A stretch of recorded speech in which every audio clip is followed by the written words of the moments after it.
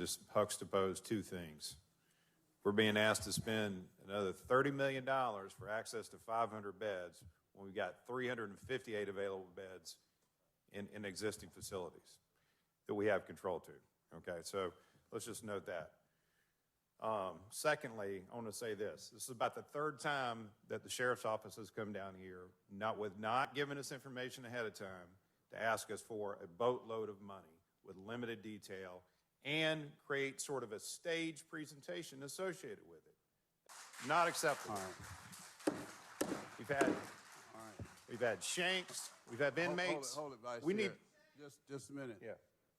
Now, I've been very lenient so far, but that could end quickly. Continue, Vice Chair. We need hard data, contracts, that sort of stuff, and we're considering stuff. Not to be paraded down here with the anecdotal.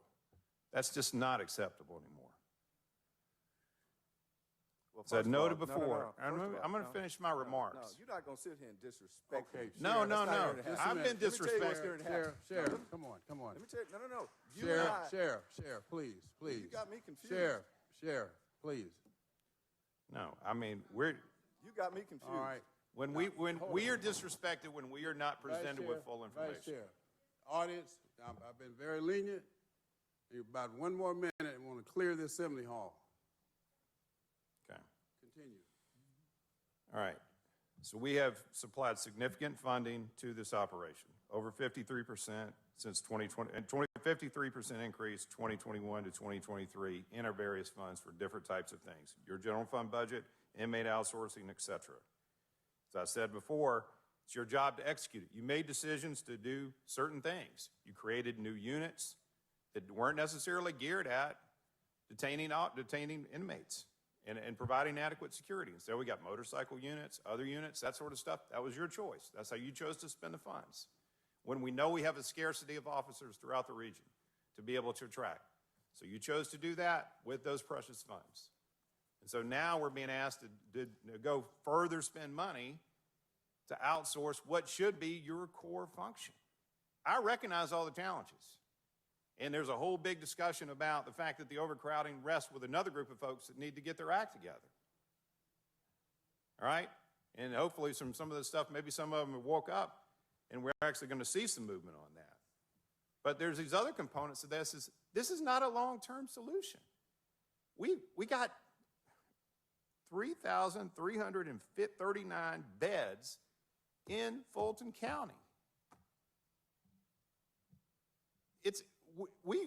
We should have the ability to manage that and do that ourselves. Not rely on some outside facility, whether it's Folkestone, Georgia, Memphis, Tennessee, Jackson, Mississippi, I don't care where it is. We should be able to do that ourselves. The other thing is, when you come down here and you make an ask, and a specific ask, and it's not followed through, or there's been a distortion on it, I can't personally go back at it again and evaluate any of it unless I've got all that stuff in advance. And I understand how it's going to work, what the specific costs are going to be, what the milestones are going to be, what happens if they aren't met, okay? And I want to give you one example of something. I wasn't here for this particular meeting. $5.3 million was approved in emergency spending. The April 16th meeting, I believe. Is that correct? That's correct. April 16th.